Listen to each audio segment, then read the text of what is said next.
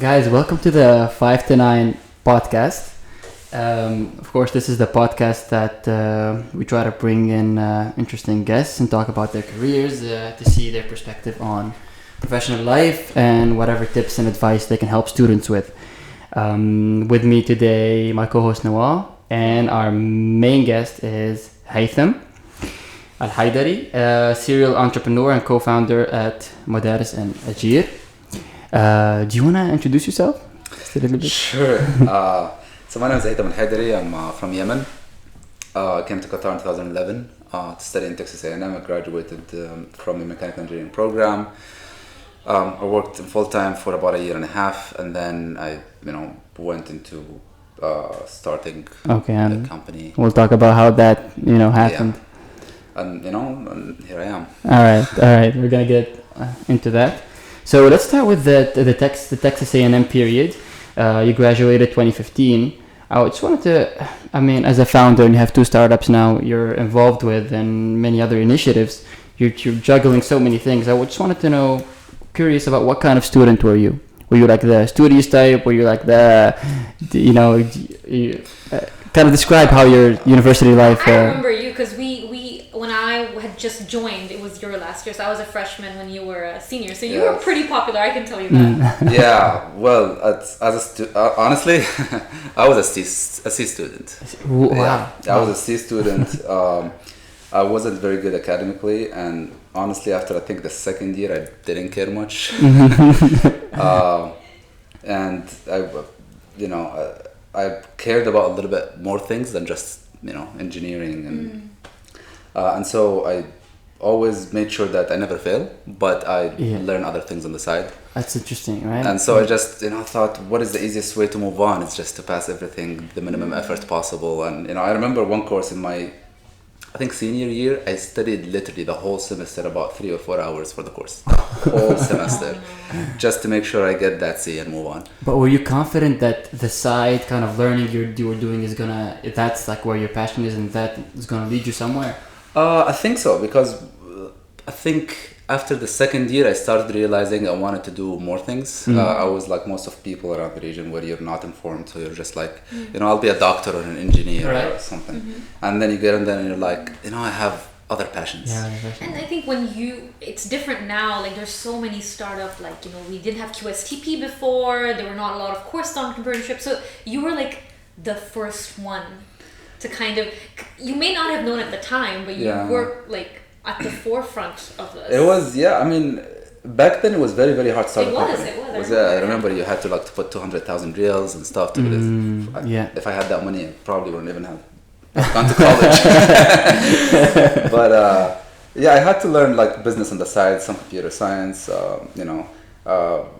My wife Yasmin, she's business major, so she helped me a lot with learning about these things, and it was a passion of mine to start my own company and do something different. And I was always somebody, I can't just sit in one place, so I gotta do this thing. So I guess that helps. So you mentioned that you were learning some things on the side, next to your university learning, you're getting into experiences in university. I want to ask about which experiences kind of you used to kind of leverage that path of yours, or kind of explore what you wanted to do, and how that came about, really, and then how you transitioned to being a founder, because you didn't just say entrepreneurship is for me the first day, right? You were the kind of So that journey is very interesting to me. I was recommended by a CDA, and I got the interview, and then I just said I really don't want to deal with a lot of people, so I didn't take a CDA. But I was in it wasn't a student position. It was student government. Were you in? I was in student government. Yes, and I was in a part-time kind of scheme with the university working. So I was a student worker, then a part-time. Thing. I don't know what it was. I think it's called Oasis. And Oasis in Texas A&M. That was probably the experience that gave me some kind of management experience. What about it? You managed? So the Oasis was a peer tutoring center inside Texas A&M, where students that need help, they go with other students, A students, to help them, kind of tutoring. It's like the ARC in CMU. I heard there is some similarities. Obviously, I was not the A student that could teach people, But then they had something called the media team, and the media team would produce content for people to study. So like the website for people to book tutors, videos. Okay, I see the connection with that. It's not kind of that's okay, I see things like that. And so I joined. Then I started kind of like innovating in it a little bit, and then so that's when I got the part-time position where I was the head of the media team. So I had to for the first time manage a few people. And I think that's what it was. Started. That in your? Were you a junior? Were you a sophomore? It was the end of my sophomore year. Okay, so like, did it start out like okay, I just need to have student pocket money? Oh yeah. And then it like turned into something. Yeah, I was good as hell. So it wasn't like a plan that you had in mind. I'm gonna do this and it's gonna teach me this. You just went about your university experience. Absolutely, yeah. When I came here, first job I got was in the student center bowling alley. Me too. Yeah. I did it too. Did you disinfect the shoes? Yeah. I was that guy, and I got too. paid 27 reals an hour. Oh yeah. I know it went up to like 35 at some point. That's if you're great. fancy, but like when I remember being 27. I was 27, and I was an international student, and I was financially independent from my family, and I had to make the money, and then just first year just didn't make it, so I had to look for other places, and I even got the job with the Oasis after the job applications finished, the deadline finished. I had to innovate a way to get myself in, and it worked, and then moved on. And so I guess like this is what we find with other alumni and us as well. Like when we're at university, we're just like trying to do stuff, and then like when you end university, your path becomes based on all the random things that you did throughout, and you're like, oh yeah, this management part from this job. Absolutely. There is no way you could know what you want to do really about them. Looking back, it seems obvious. You're like, it adds up. But when you're in it, you're just like trying to do different things. Yeah. But at which point did you become deliberate? Did you have some clarity and become deliberate about your kind of the things you wanted to learn? And you were like, okay, this is the path. Okay, entrepreneurship.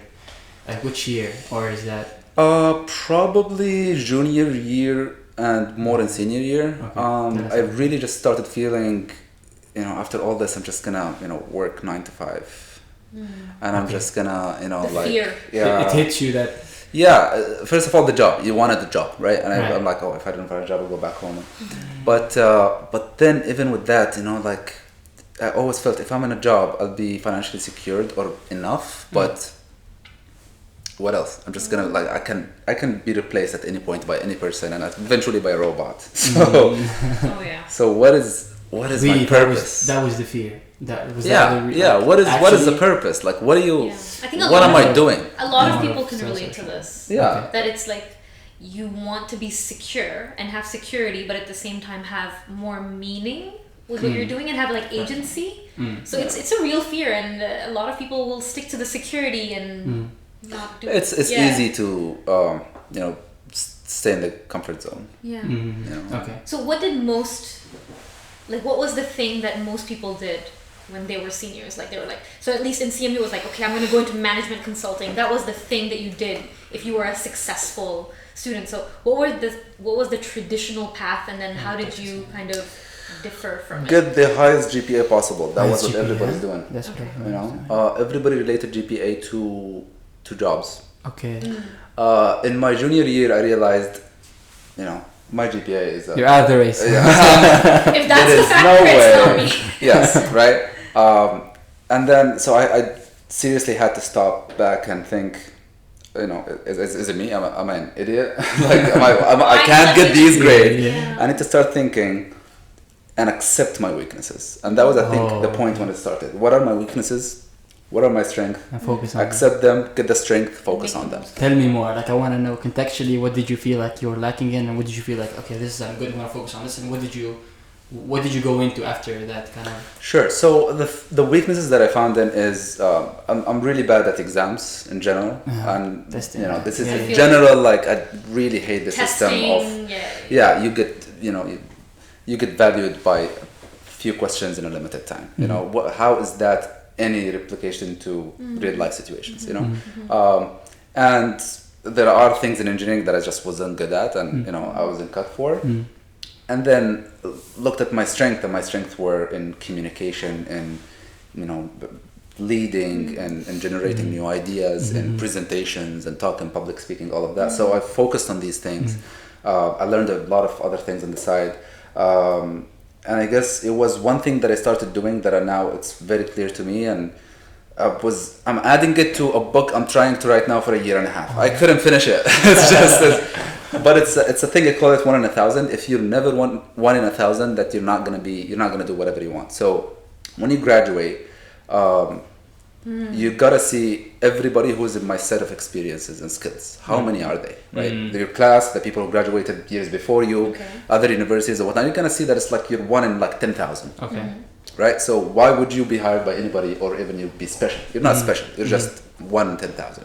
So you gotta do some other things on the side that just put you up. And then the circle just go down until you're like 1 in 1,000. And when you're 1 in 1,000, people ask for you. You don't ask for people anymore. Right? I like that. And that's what I started doing. So I started learning, animations. I started computer science, business. I learned all about Photoshop, Premiere, all of these things. And then it got, and I started focusing, okay, my GPA is a gone case. Yeah. So I'm going to focus on how to get jobs without it. And I was the first job in my batch to get a full-time offer before graduation. Wow. That worked. And you think that's what the extra stuff besides the GPA? Yeah. Because all of these, so I received 3 full-time job offers by March before I graduated. That's a big claim. That's it was great. One of them was very interesting. I received also an offer from Shell. And Shell doesn't hire non-Qataris. Yeah. And that was a very, very hard decision for me, which I rejected, by the way. Yeah, I turned down. Because that wasn't where you were going in the beginning. You were going somewhere else, right? Yeah, I was going somewhere else, and I felt if I go with Shell, it's gonna be very, very comfortable. I'll never do what I get to do. I never walk out from I don't know how many thousands a month to do your own startup. At some point. So it was a very hard decision. I stayed 2 weeks. I'd never talked to anybody about it, not to get peer pressure. I had a mentor in A&M that I asked her about it. And she helped me, and then I came out, and then I just sent them, I'm sorry, I can't take it. Wow. Yeah, but that helped, and I got I graduated. I literally graduated, had 5 days just to breathe, and started work. Yeah. Where and? It's a company called T-Sync Elevators. Okay. So in elevators and sales engineer. Okay. So correct me if I'm wrong. So your idea was, I'm going to take a less challenging job so then I can work on what I really want to work on. Or what was I think I'm weak in a way in which if I need external factors to motivate me to do something, right? And the fact that this job had my job position I would learn a lot from it business wise, and there is the company is big internationally, but small in Qatar, so there is a lot of room to expand and get big. And it was it paid enough to make me okay, but not to have money. So it pushed me to find other ways to. Okay, I see what you did. So I'm the same way. It's like you kind of like manipulate yourself to make yourself uncomfortable to do something else. Right. It's because at the end of the month you're like I'm gonna need like 2,000 more. What am I gonna do? I need now to do something. I completely relate to this. You see what I mean? And if had I gone, for example, with Shell, I can't remember how much the offer was, 21 or 19 a month or something like that, which is great. For a fresh grad, coming from minimum wage jobs, that sounds like the dream. And I'd never walk away from it. You know what I mean? So I respect that. So it was a very risky move that I hoped it just works out. But eventually I guess it did. But yeah. So then you did walk away from it. I did, yeah. And then, I think the most important thing is the skills. You gotta always set yourself. So then so you knew that, okay, I'm gonna do this job, but at the same time I'm gonna push myself to do my own business. So what was that job like? Because I think from what I know about a lot of other startup owners, what they do is they have a full-time job while they're working on their side hustle. But at some point, there's a tipping point where just like, okay, full-time job, you're not worth it anymore. Right. I'm worth the energy of putting all this energy and this time into my startup. So when did that tipping point happen for you? So it isn't clear. It's, I don't know. But if I can tell you this, if anybody thinks I have a side hustle and I'm gonna leave my full time when it's picking up, then they're delusional. Okay. That doesn't work out, and it'll never work out. Every startup, even in Qatar, if you talk to any startup that was small and then became big, Yeah.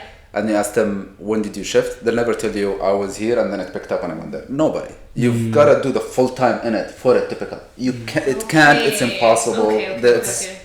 It's not gonna happen. So you have to take the leap of faith. You have to. I believe in this thing. Go all Yeah. in. So you gotta see. Okay, this has a potential to pick up, and then you move on. Not I'll wait till it pick up. Otherwise, it's just gonna be infinity. It'll never pick up by itself. So you did that jump. So you did Yes, that jump. yes, I You did were that jump.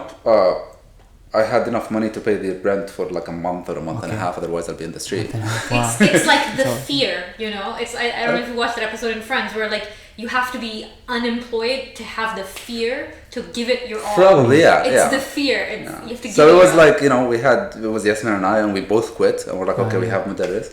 We've got like, you know, money for like a 1 month rent. Yeah. Only 1 month. Yeah. Oh, that was We risky. gotta make it. So, you know, it was Mudarris, and it was like, you know, check by check from our Stressful. tutors and stuff. It was. But like, from the first month, you just see, you know, the progress is Yeah, 'cause you're all in it now. unbelievable. Yeah. I And see. then you get to see is like, I should have done this earlier. You know, if I'm full time, things will work out. If I'm not full time, Yeah. it's a side hustle. Mm. It'll And never it'll always be a anything. side hustle. Okay. Very interesting. So, Very you know, interesting. like, I talk to a lot of people who think, yeah, I'm gonna start this for a Yeah, while. yeah. They're just like, From your no. experience. No, if you want it to be something, it'll never be until you go full time. So tell us a little bit about Mudarris and Ajay, your two. Before we start going to that section, I wanted to have you give a recap on like 4 years in Texas A&M. What would you advise students to spend their time on before we like move on to this next segment? Stress less about GPA. Stressless about Yeah, GPA, yeah, right? absolutely. Everybody is studying what you're studying in university. That doesn't make you special in any way, Okay. right? And anyway, doesn't matter university name or whatever. It doesn't make you special in any way. You gotta make yourself special. You gotta, you know, learn other things on the side that other people are not learning. Exactly. And that's exactly what you did. And Yeah. actually, I really like your answer to that question. you. So yeah, let's move on to Mudarris and Ajir. How much is your involvement in both? I know you founded both, right? Yeah. For what's your current involvement in both? I'm fully involved in both of them. Okay. Ajir is a much younger company than Mudarris. Okay. Yeah. So you know, I'm involved in it, but you know, Mudarris takes more time, I Okay. guess. Let's introduce the both companies Sure. because some people Introduce might them, not yeah. know about the two companies. Sure. So we have Mudarris. It's a platform that connects students to tutors, and Ajir is kind of like a spin-off when it connects freelancers to clients. Correct. Is that a simple way It's to like put a it? Correct. it's like a marketplace. Marketplace space. apps. Yeah. Correct, marketplaces, yeah. Very clever. The I like little that. difference between them is so Mudarris is for home tutoring, not online tutoring, Okay. and freelancer is for local freelancers, Okay. not just remote freelancers. Okay. So we don't, for example, compete with freelancer.com or Upwork or whatever. We're For we're local. local. Okay. Yeah, man. I actually for this podcast I put it on freelance.com and it's not local obviously. So I wanted production equipment and it's been sitting there for like 3 weeks and no one has replied to me. It's been really hard to get something from there. Yeah. Yeah. And you know, we did it because it's a very simple thing everywhere else in the world. Like Ajay wouldn't have worked if I was in the US, for example. You know, but Craigslist, kind of. yeah, but like here in the Gulf, not just in Yeah. Qatar, freelancer or freelancing in general is relatively new. Yeah, it And is. the laws are not keeping up and blah, blah, blah. Policies. So it is here it's kind of disruptive.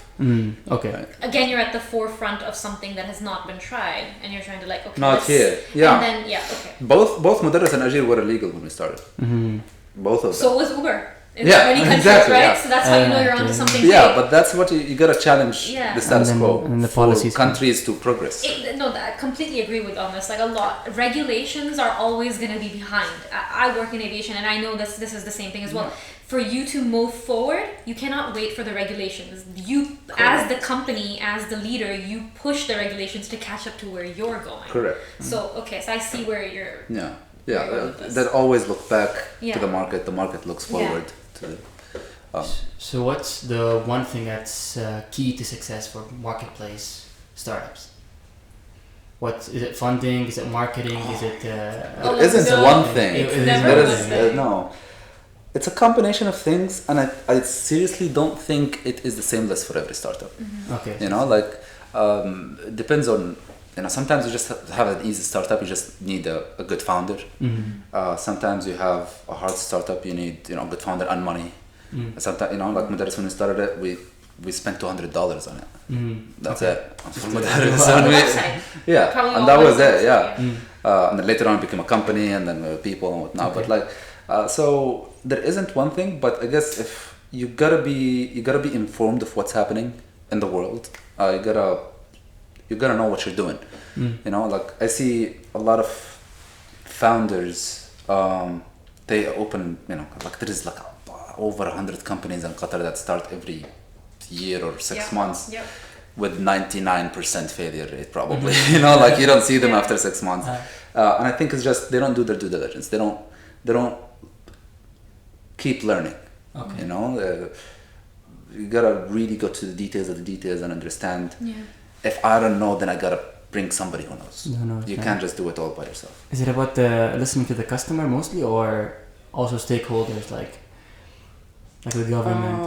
It's a part of it, listening to the customer. But listening to the customer is when you already have a product and it's there. Okay. Before you build the Before product, that? you're gonna need to to look the right market research.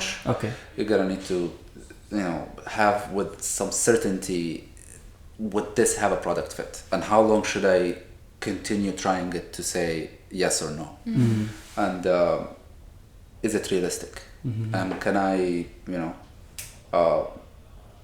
can I keep, will I regret it if I keep doing it or not? Okay, so it's something personal. Yeah, there is a lot of personal things, and then there are a lot of things that you need to understand. So a lot of people, for example, they focus a lot on the idea, Okay. right? Where I tell them, Sexy. no one cares. Exactly. No one cares about your I wanted idea. you to talk about this. Yes. Yeah. Idea versus execution. Exactly. People say, "Oh, I thought about Uber before I came out." Right, yeah. Millions of people already told me I thought of Mudaris. I'm like, Exactly. please. No, I know. Okay, it's busy. No, I completely agree. People are like, yeah, there was Uber, there was Facebook, there was Mudaris, like, Yeah. but it's different, right? Like, you have to do it. You have to do it, and then you have to do it smart, and then you have to continue with it, and you have to, It's the same 1 in 1,000 as well, right? What made Mudaris different from every other Right. person?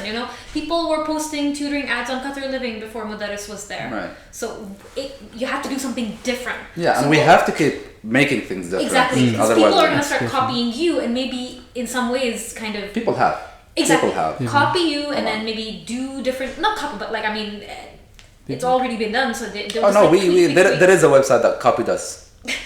100% in our old. How do you feel our about old, very flattering. Okay. Very flattering. No, imitation is the best Yeah. form of flattery, right? Yeah. But then, like, what do you do to kind of stay ahead of the curve? Like, do you have to like trial and error? Do you do research? I'll get to that. But about the idea on the execution, there is one. So I consult to startups and a lot of founders and entrepreneurs, and a lot of them say, "Hey, I have an NDA, for the idea." I'm like, "I'm happy to sign it, but look." No one cares.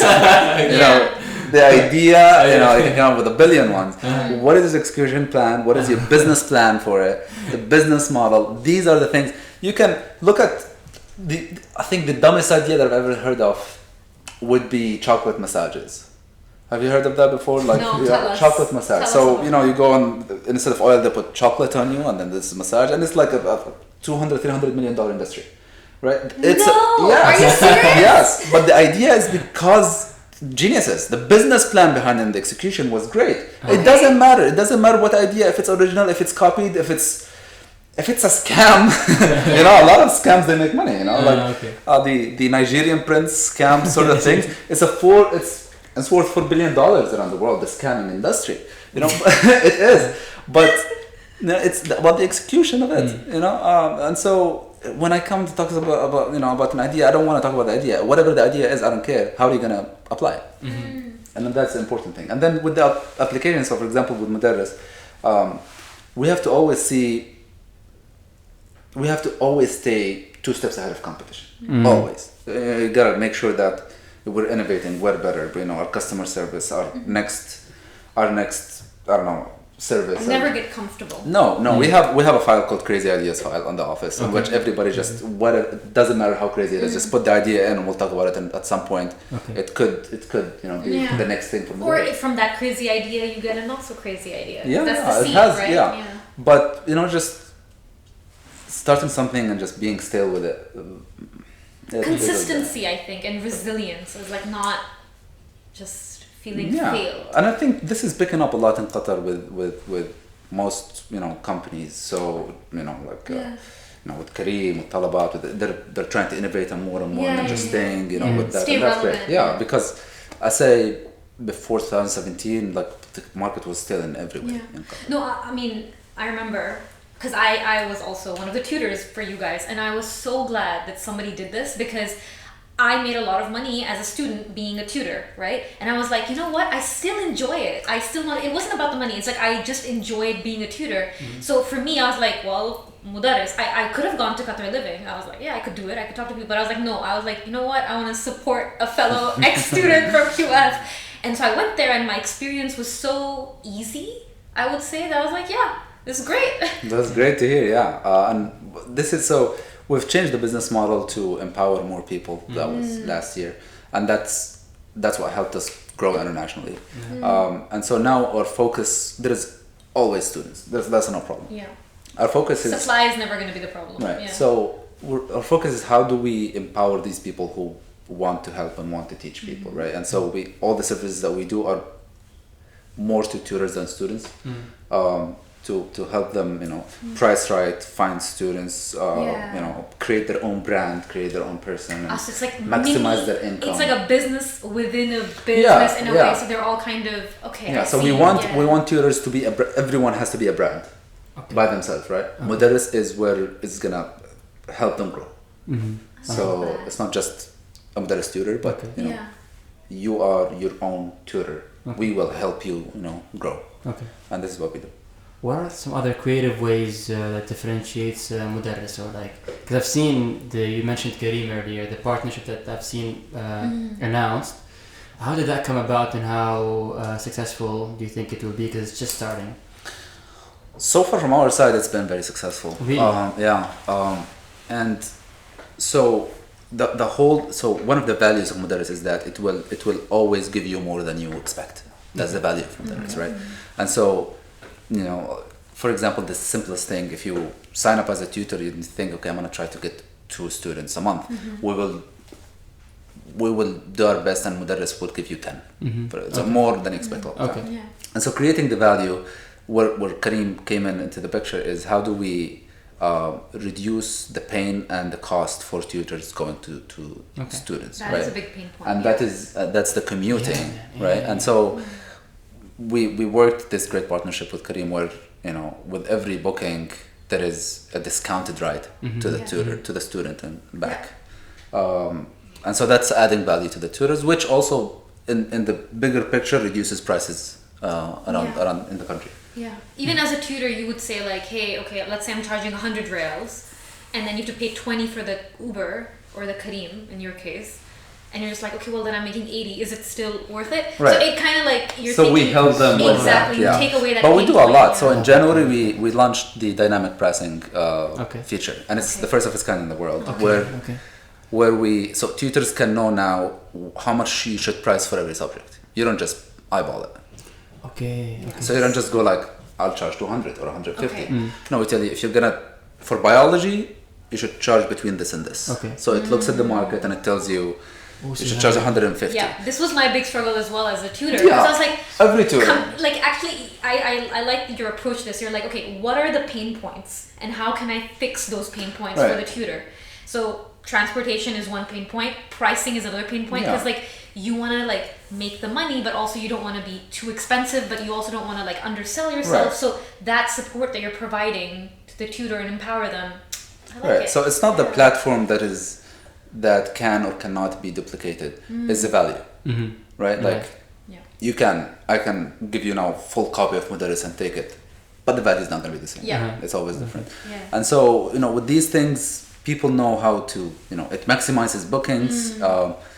We have the data, we have the technology, so it makes them more charging more fair prices. Yeah. It's just a great value overall, and it raises the name of Mudarris in general. And we have that all over the world, like not just in Qatar. So we're in over 90 cities around the world. Tell us about that. I know it's 30 minutes. Oh, for the camera. Yeah. Yeah, I'll check it. Yeah, I had this question. Yeah, go. So, I love how customer centric the startup is. What are some of the ways that are very still that are challenging, but you want to fix that pain point for your customers, but it requires a lot of effort, or something that that's not easily fixable, but you think if you could have fixed that, that's going to make your customer's life much easier. Is there something that's on your mind? Yeah, so there are a few things that we're still finding hard to communicate with our customers. So things, for example, customer dynamic pricing. Some customers understand it, some customers don't. Okay. And we always try to find easier messaging that we send. Important. And there are other problems that I've never thought would come across, and then you see, and it's like an interesting problem, but it comes with growth, right? Like, what are some? for example, yeah, go ahead. Yeah, go ahead. Things like, so there's a search based, right? Search based now. So who shows up first? Yeah. And that is a big question. Yeah. Right? Yeah, and you would only know this issue when you apply the search base. Yeah. Okay. And we're growing in it, and you see, okay, so who shows up first, and would there be any favoring and stuff like that? Yeah. And that is a very hard question to answer, because it's not just I thought about it. I went to check the app yesterday. I'm like, 3 people came up. First one is your anchor to go to the first one, because you feel like some sort of, or maybe the third one, right? Like some people it might is go for the third one. And so it is I think it's a problem that goes with it's a business decision, it's a technical decision, because the algorithm it's got it right. And then it's a psychology decision. And that psychology, we only have to know it from the data that we get. And we get the data, but we have some interesting data that we get, like which one do people go for more? Like number 1, number 2, number 3. Is it the picture? Is it the picture? Is it the price? Is it the reviews? Is it right? Is it the color that they're wearing? So many things that have to go inside that algorithm. And then when you have all of these, the complexity of the matrix that you put, even if the business and the psychology decision are very, very hard, but then when you have an answer, and that answer is not fixed, by the way, it keeps changing. How do you put it into code? And then you just need one more factor that comes in, like, is it the picture? And then that's just the code becomes multiplied by 5. And that is a constant headache that we're getting in the past few months.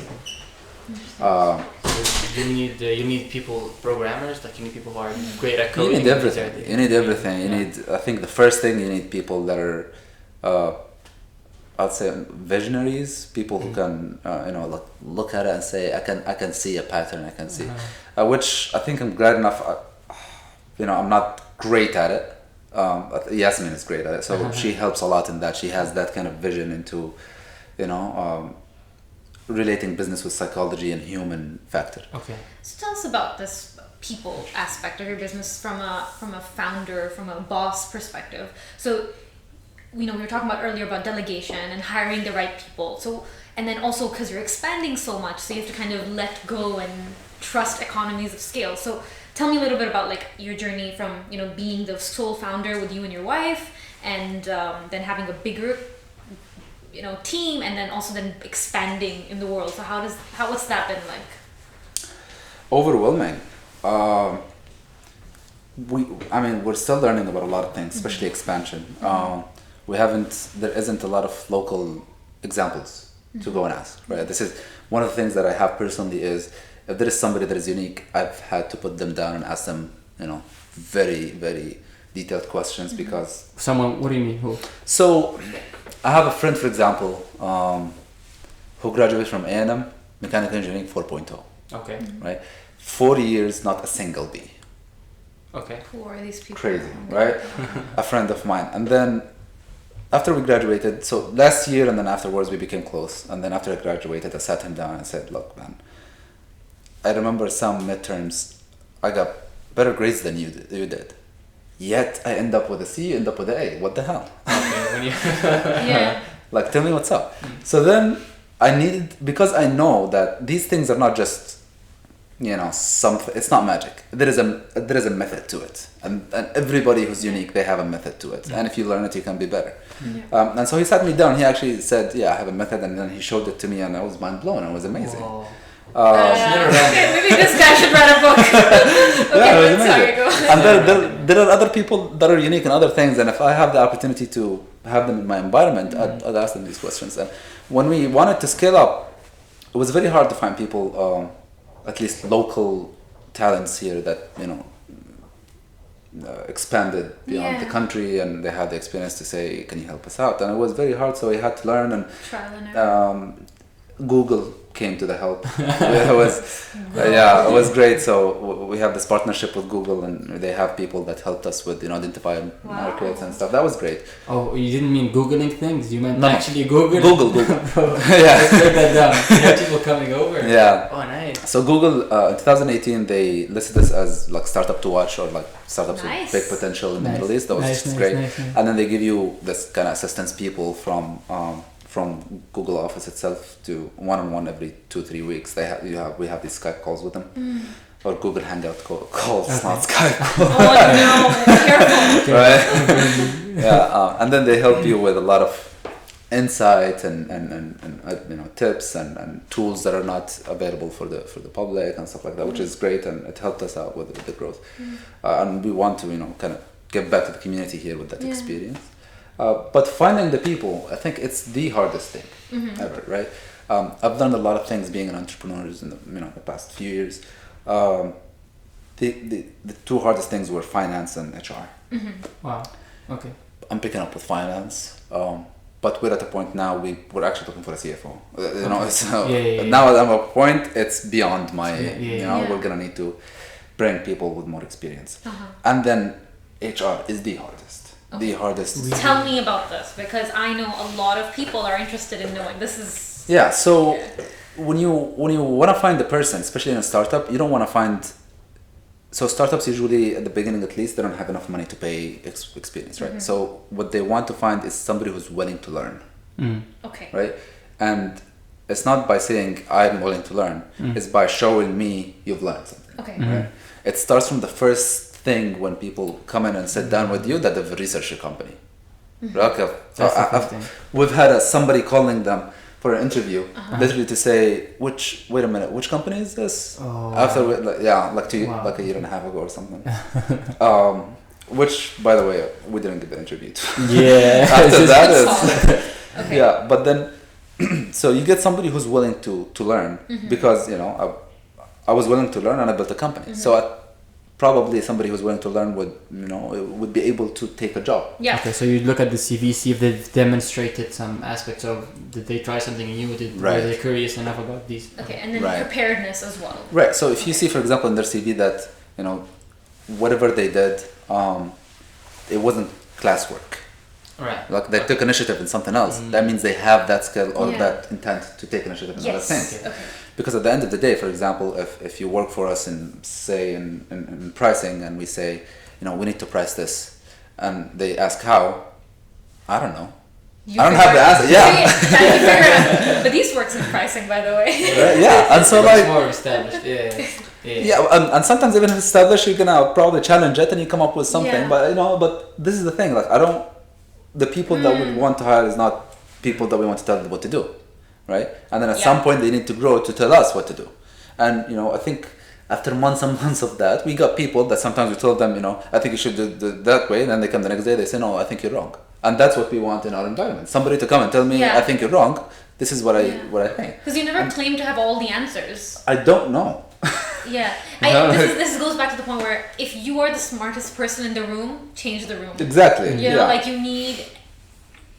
On your team, if you are the smartest person, then something is wrong. Yeah, and this is especially with startups. Everybody has to grow as fast as a startup, right? Like if you've got a startup that's growing, and if it's successful, it's going to grow exponentially. Then you've got to make sure that the startup doesn't outgrow you. Okay. Like if as a CEO, for example, if the startup outgrows me, that startup is going to fail. So when that does happen, investors usually would change you. Okay. Even if you're like CEO or whatever, if there are investors in there, we'll get a new CEO. You're not keeping up. Yeah. And it's the same thing with people, which is sad. because they're the first people within the startup. They're supposed to grow the startup. Yeah. If they're not learning fast enough, then they fall back behind, and operations fall back, and then you're gonna have to either put somebody on them or replace them. Or it's a sad process. See why HR is so important. Very important. So what we do is we don't almost never post. We're looking for somebody and people apply. Usually we scout. Okay, you scout. Yeah. So we usually scout and then we I'm pretty sure if you ask your friends, we've probably sent a few LinkedIn messages to some people that are like, hey, we're interested in you. Are you interested to have an interview with us or something? Okay. Because we've seen some things from their LinkedIn profiles or we asked around or something and we're interested in that individual. Yeah. And so we try to scout and sometimes it works, sometimes it doesn't. Yeah. We're still trying, but honestly, so with our plan for this year is to hire a talent acquisition manager where they do it because then they're gonna know what to do. Because I don't know. So with hiring people, you want to look for the fact that they're prepared, they're willing to learn, they problem solve, and then also in terms of hiring, you have to be very intentional. So you have to have very focused. Okay, I'm looking for this, this, and this. Yeah, I mean, you have to be intentional at some points. Some of the points is that is this person ready to take a risk, right? Like because if you're a startup, you're gonna need to always take risks. Yeah. And you need somebody who will take the extra mile and do something, and it's fine if you make a mistake. Yeah. Even if I tell you something and you do something else, but it's for the greater good, you can just come back. Yeah, it's always somebody who believes that saying sorry is better than taking permission. Oh. So and that's important. You want to move things forward, don't wait for a permission. And I think it takes a very specific person like this, and if you have worked in a corporate environment for a very long time, you get this backbencher mentality where you're just like, you know what, maybe I'm better off like not being the problem child. It's very difficult, and I switched from a startup to a corporate job, and then I felt the pain. Especially if it's big. The people will tell you, why even? Just do it and move. Why are you like? Why are you exactly? And that affects and that that's for big corporates. It can never be go to startups, and it kills it. It kills if it's like that. You're gonna need to always people that, and it's happening by seeing that there are mistakes. Yeah. If there are mistakes, then things are happening. If there are no mistakes, no one is doing anything. What are we doing?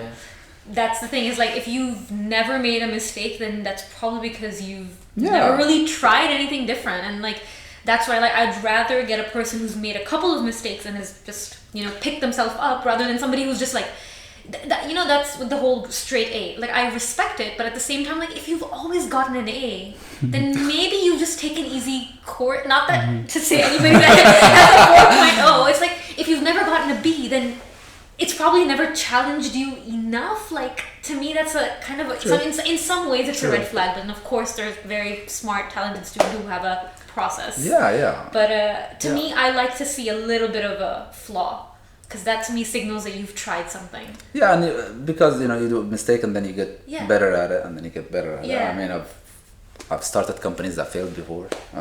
This is how we got Mudaris to work in better ways, because Mudaris was the child of a business that failed, and then this was the service that kind of started working out. So we're like, why don't we make this service a company? How do you manage that, right? Because I think that's the thing with startups, right? Like you're going to fail, so you have to have the mentality that like, hey, you know what? It's failure means like, okay, I can work on my weakness. But some people really take it to heart. They're like, if my business failed means I'm a failure and I suck and I can never do anything. How do you... So for younger people that are trying to start up a business and are going to fail, right?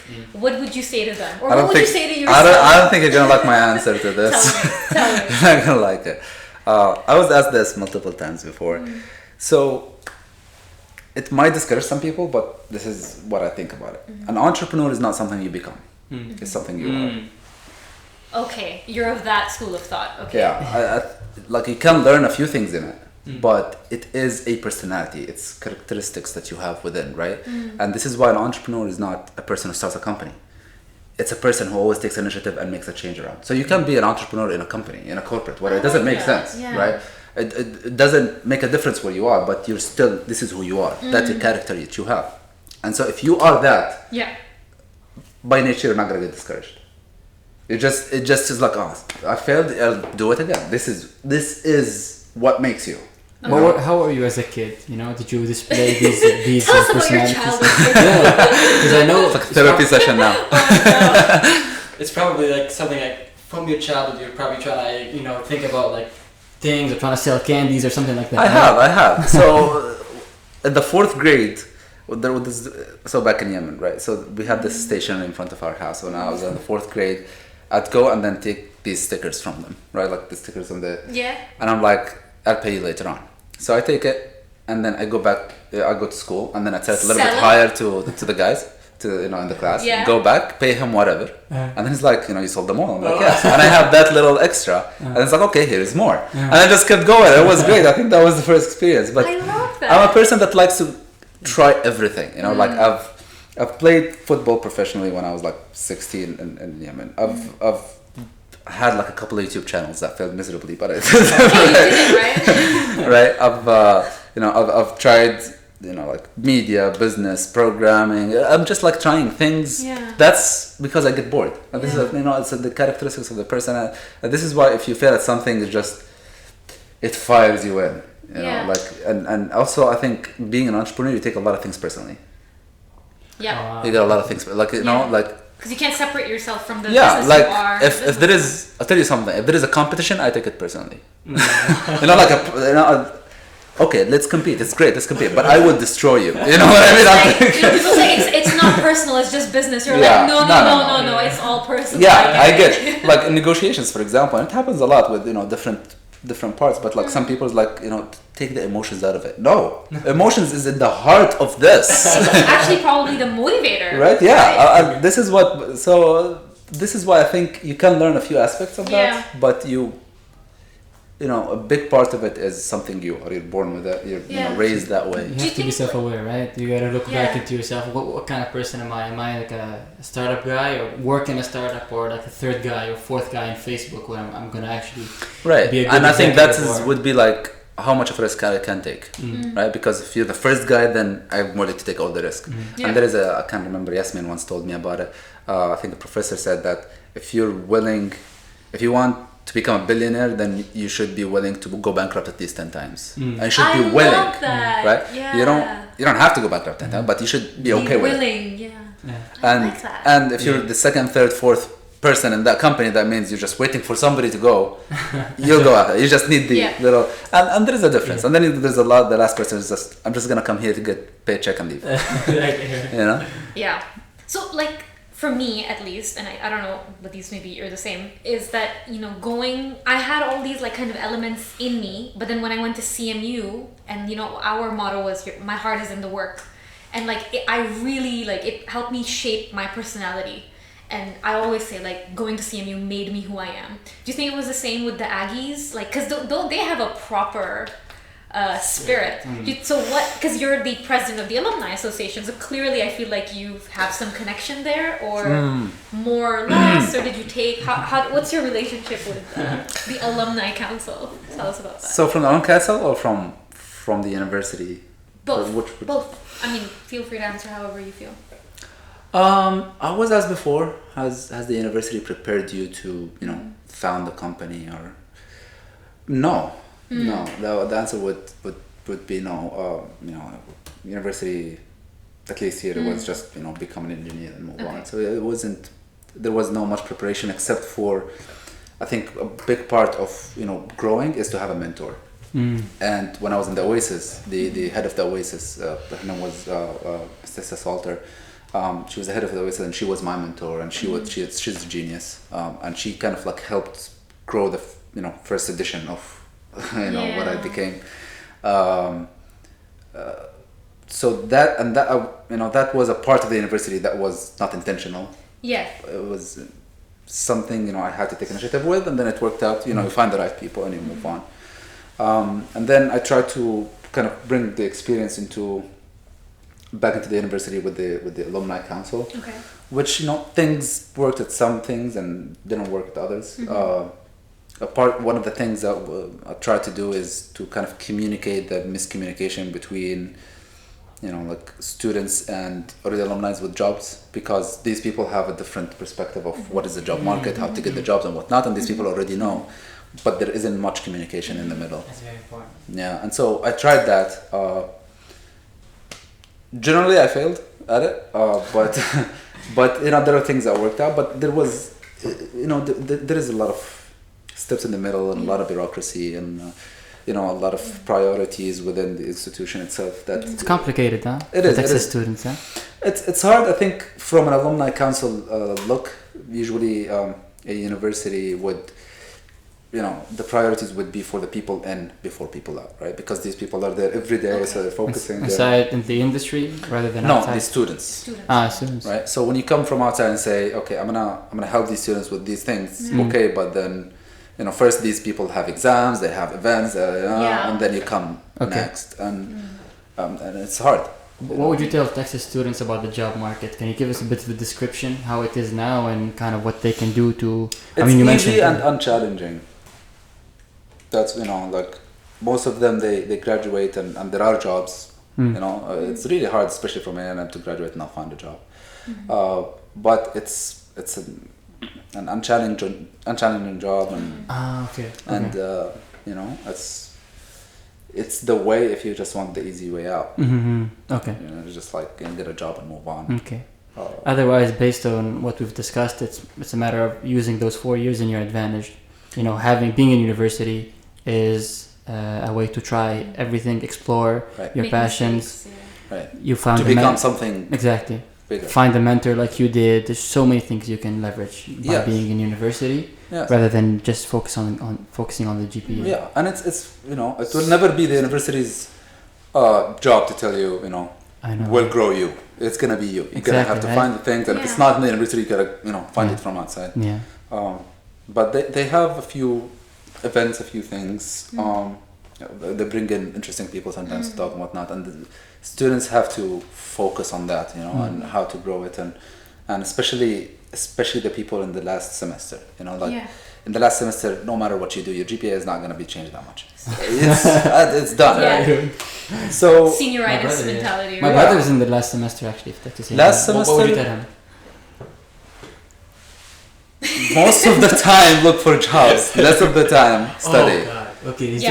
Your full-time thing. It should be right now. We're already almost March. I always tell him. No, right now nothing is gonna matter. Right now, your full-time as a student is looking for a job and networking. Yeah. And then the last thing is GPA. Just don't fail. Okay. At this point, it's not gonna change much, and nobody's gonna tell you, you're 3.1, not 3.5. I'm not gonna give you the job.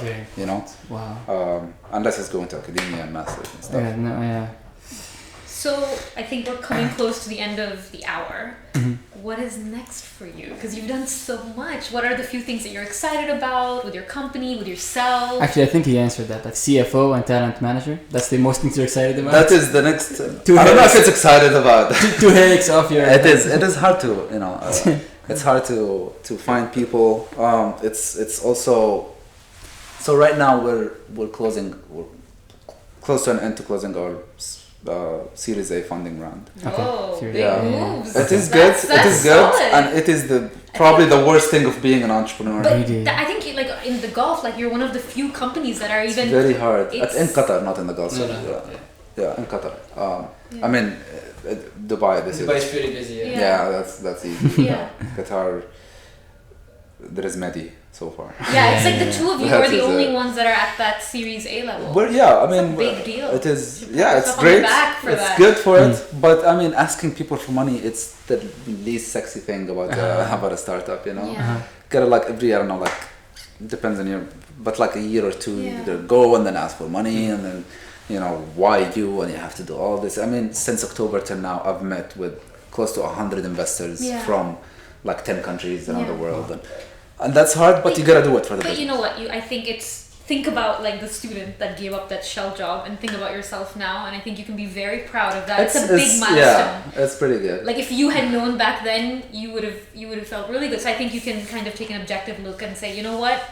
In a way, I made it. Yeah, it's great. It's great, and I love that we're in many ways we're industry makers. We're now identifying the next things that are going to come up with the tutoring industry, in Qatar and these countries that we work in, because we're trying to innovate. We're trying. What I am most excited about is building new services, and that's really exciting.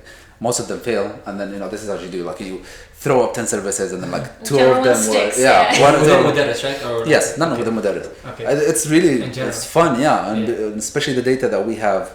Right now, we're the biggest private, like educational entity in Qatar. Really? Like we have more students than like QU and QF combined, right? Like we have, the people that are using. You have high schoolers as well, so that's why it adds up. And we have all that data, and we identify very interesting things that not even the ministry, has that data to identify it, and it's very interesting because then we can help more people, and we can see, firsthand, like, wow, I didn't know that, what is more, like how, for example, gender changes, or like the help that is needed because of gender in like some schools or universities. Wow. And then you can talk to government and say we need to change these things. I mean, you can, if they're interested, yes. Then you absolutely. have value to give as well. And we have that for all countries, so we're becoming like an authority of that kind of like tutoring data. Like a think tank almost. Yeah, we have. Like we can say like, if you want to see the problems, we've identified a few problems. We've got the strengths, within this city, within whatever, I'm sure when you started that wasn't the aim, but it's like a separate thing that you can kind of maybe. Yeah, and it's very interesting. Yeah, and you put like when you build something, you're like a hypothesis. This is what I think, and then you see, and then it's like everything is shifted. Like when we ever started Mudarris, it was for high school. Yeah. And then in the past, in the first 3-4 months, most of the people were from university. Yeah. Like university students, and we never thought of it. So we started shifting to university, and then we grew, and then we thought, okay, people, if we're gonna make people more money, then we need to also focus on the people that need it more, which is school students. So we need to penetrate that market, and then is make a whole new plan. It's exciting. It is very exciting. I'm happy the challenge like never dies. It's always like some new innovation.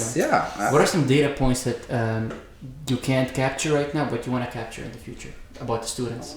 Because you feel like it's going to help you. I think skills. Skills, yeah? Yeah, so for example, Mudarris is not an academic place for academic subjects, but that's the demand, right? But if you go Mudarris and you... Makeup, I saw that. Yeah, makeup, dancing, cooking, you'll find tutors for it. Yeah. And to focus on that, and I think so things like this are picking up, for example, in Malaysia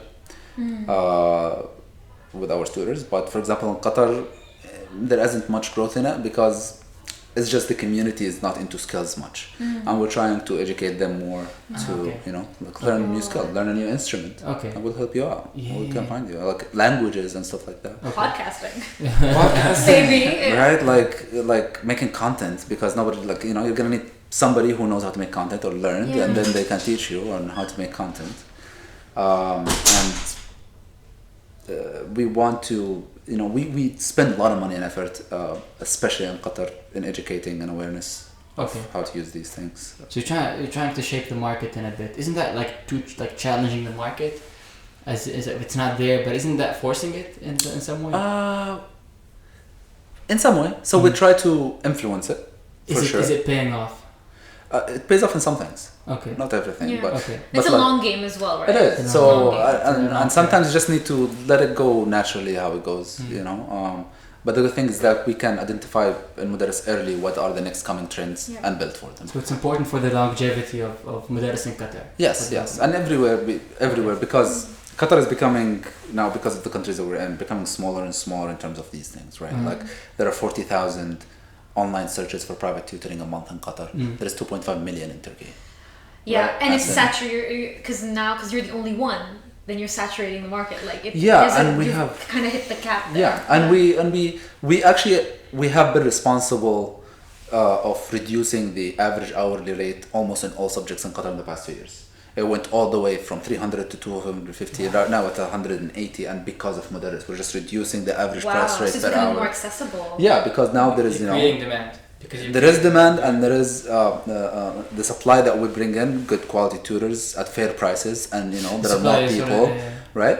And we're reducing, so it's great for more tutors, and it's great for all these students that used to pay. Some of them used to pay like 400 an hour. I remember. I know. That used to be one of them that used to charge it. Which is crazy, right? But right now you get the same quality, That's probably amazing. even at like 150 or 160. Yeah. And it takes time, but we're responsible for that. That is great. That's a big win. That's a big win. It's good for like I think it's a win-win situation for everyone. Especially for students and their budgets and everything. Yeah. And it's great to work with a startup with like meaning and reoccurring meaning like this, and it's a new challenge every day. It's fun, and it's great. Sometimes you get challenged by not hitting your KPIs, because there is also the part of how do we, like is this sustainable?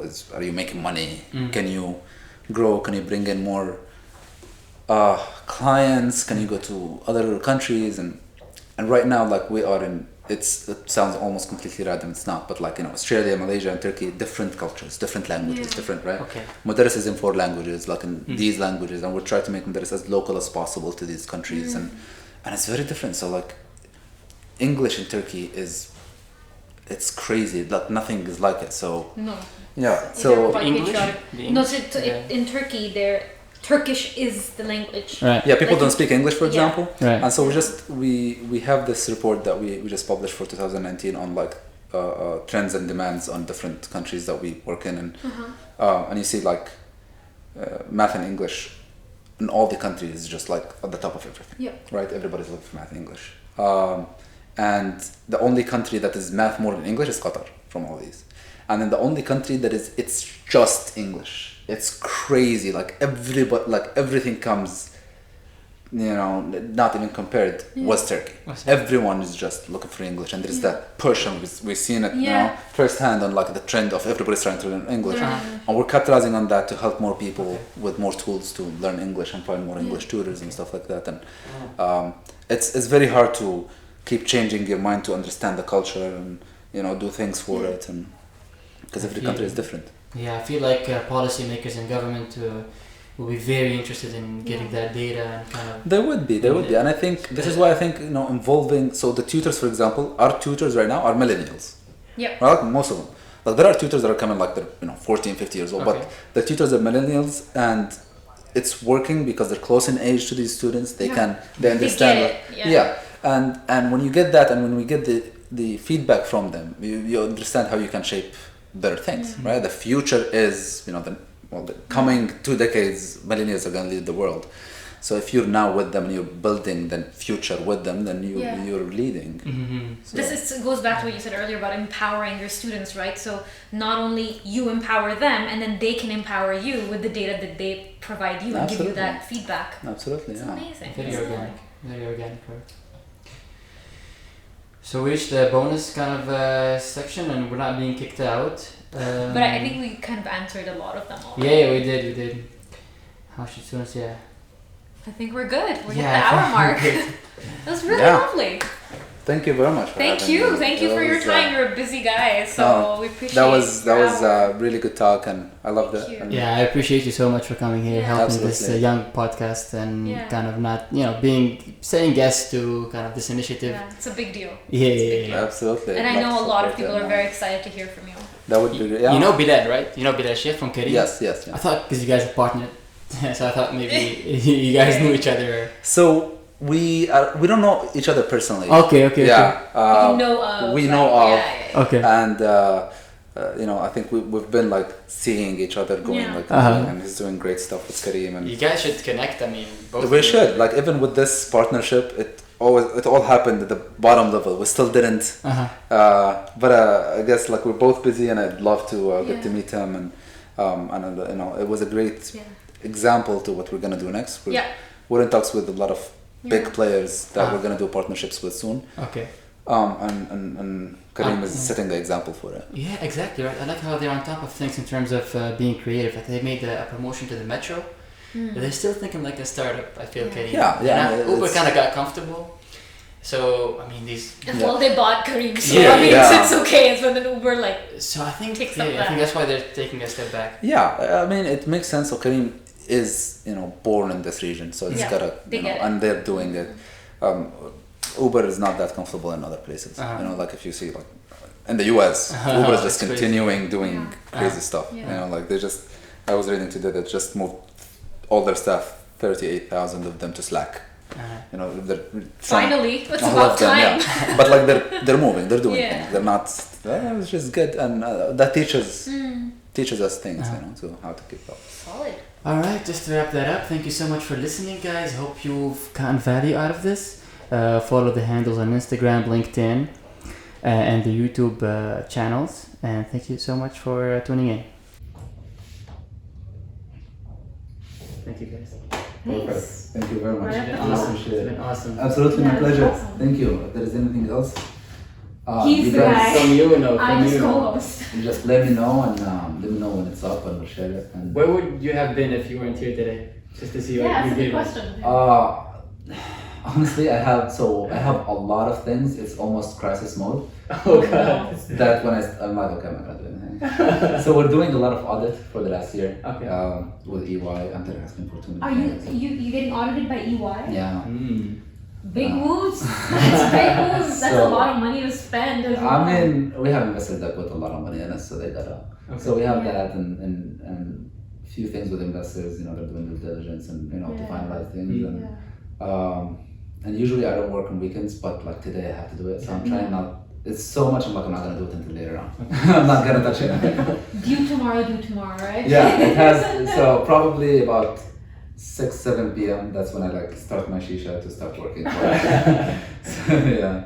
But other than that, I mean, I love doing things like this whenever I have the time because, like some people, and this is why I told you about like the challenging questions and stuff. Yeah. Because I've been to some interviews and in Malaysia as well, in which like they're not afraid to ask some questions that you stop and you're like, damn, I don't have an answer for this, and you're like, okay, I need to rethink this, and it gives you ideas. Okay. And some people sometimes challenges you on things that you're like so stubborn. No, this is how we do it. But this changes this, and you go back home and you're like, maybe they're right. Look into it. And this is why I like people that just push not corner you, but push you. And nobody just says, great, but how did you do it? But like, why did you do it? Don't you think this is better than that? This is, and this is also why some investors I like to sit with them because they challenge you so much. So it kind of helps.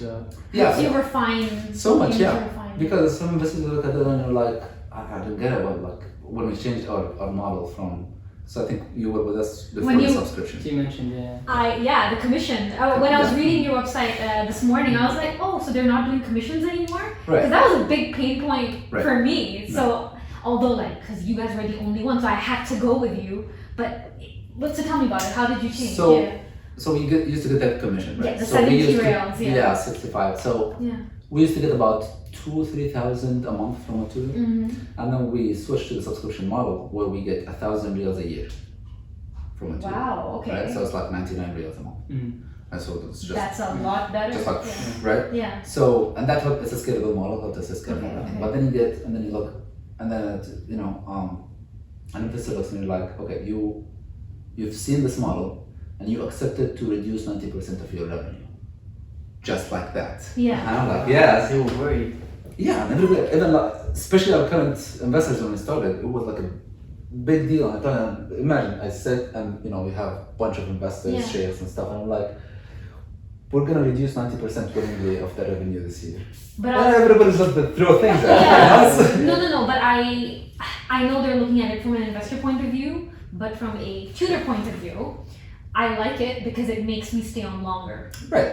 Because And then it makes I sense. it makes sense because rather than pay, after every session I have to find you guys and pay you the 60. For me, it's like okay, fine, I just pay it now, and then it's It's a done. subscription model, and you get Yeah. all the money from the student. Subscription and models Yeah. work. Yeah. They work. So you. And so we had to explain, look, yes, we're gonna, reduce 90% of the revenue. Yeah. We expect by the end of the year to reach, a revenue of what we did with the commission, and then we expect, 2x, 5x, 10x within a few years. Yeah.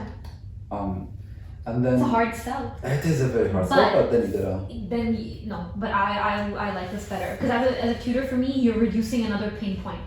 There is a lot. So you get investors that understand, they understand what you're going with that, which is growth. That's what we're looking at, not revenue, Yeah, right? Like, scalability, growth, yeah. we're trying to grow, we're gonna get revenue later, all what we, we'll do the bubble thing. We're just gonna get investment, we'll get money, we'll grow, and we'll make the money later. Okay. And then the investors that don't know, you're gonna have to walk them through the Yeah. steps of how they have to trust you. Plus, I think that's one of the cons, if you will, of being a startup in the Gulf or in Qatar, because you have to educate your investors, because investors are like, I spend money, I want money back. But it's, as a startup founder, I'm sure like a big part of this is about educating them about startups. Yeah. Because in other parts of the world, the investors already know, so they know what to look for. Absolutely. Here, investors are like a piggy bank, if you will. Yeah. So So our first round was split in two, Mhm. right? Of funding round. Mhm. The first one, it took about 4 months, right? Yeah. I raised about $300,000. The second round, I raised $600,000 in 15 minutes. Wow. And because I learned of what these people are trying to, because they didn't understand, so I know. Now To you know speak the exactly language. what to hit. Yeah, so that second round, when I got into the room, and there were like 15 of them, and I asked, I had to speak the language. I'm like, does everybody use WhatsApp? I'm like, yes. Has anybody paid any dollar for it? No. And I opened the article, Facebook bought it for $19 billion. And then everybody stops. Now, we're talking, right?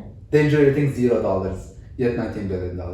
Let's talk about number one. That is, so at this point, everybody's thinking of the 19 billion, nobody thinks about the revenue. So then you build it up to, we're gonna grow the evaluation. And then, everybody at the end of it, like, cool. Now they get it. Yes. Yeah. And that's very you gotta learn it. You had to, because in Qatar there's a lot of money. I've met with a lot of investors in Lisbon, and then they were like, "You come from Qatar?" I'm like, "Yeah." They're like, "Why are you here?"